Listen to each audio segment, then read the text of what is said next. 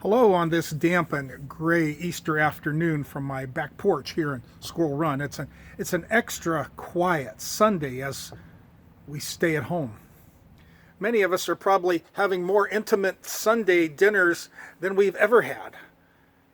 Folks are online or they're texting or they're talking on the phone with friends and family, maybe even people they would not have otherwise talked to today. And if you're where the weather is pleasant enough, people are out walking or sitting on the porch. Some have even had a small fire in their backyard. This day may not be as we have planned it, but we feel the presence and we know the Spirit is with us.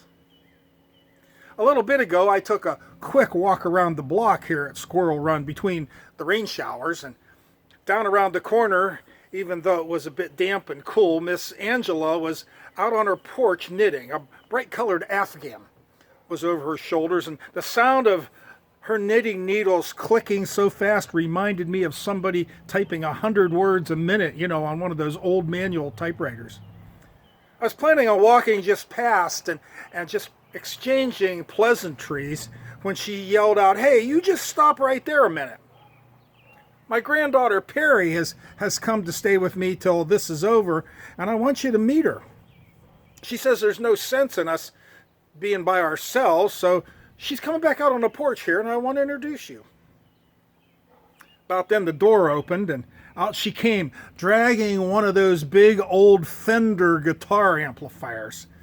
She was about 20 or so, 5'4", straight golden oat hair with the last 4 inches of bright blue, and her white tank top ended just about where her skinny jeans started, and there was horizontal tears running down the legs all the way down to her pink flip-flops and matching toenails, and there was a little tat of a treble clef on her foot.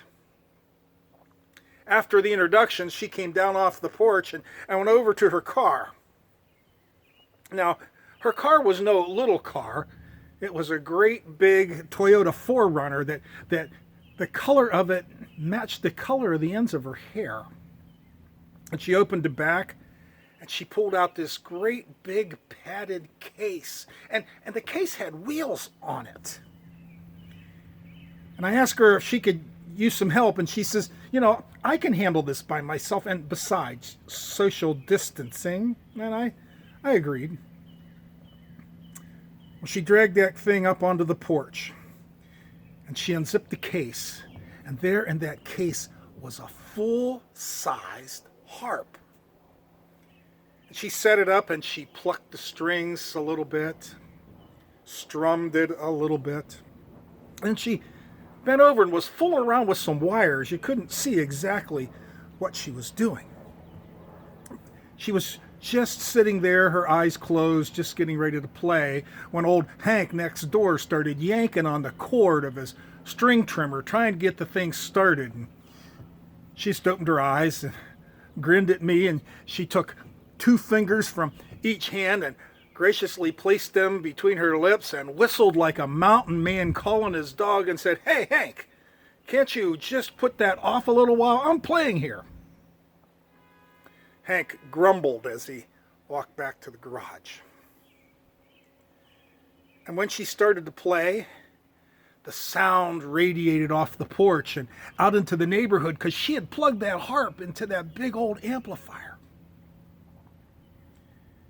And she played the harpist sound of Christ the Lord is risen today, and it echoed through the valley and around the neighborhood. And I tossed her a grin, and she smiled with her eyes as she kept playing. Folks were coming out on their porches to listen, and everyone was smiling. And some were even singing along. I heard a couple more familiar pieces as I finished my way around the block and got back to the house. And about as soon as she quit, I heard old Hank's string trimmer start right back up.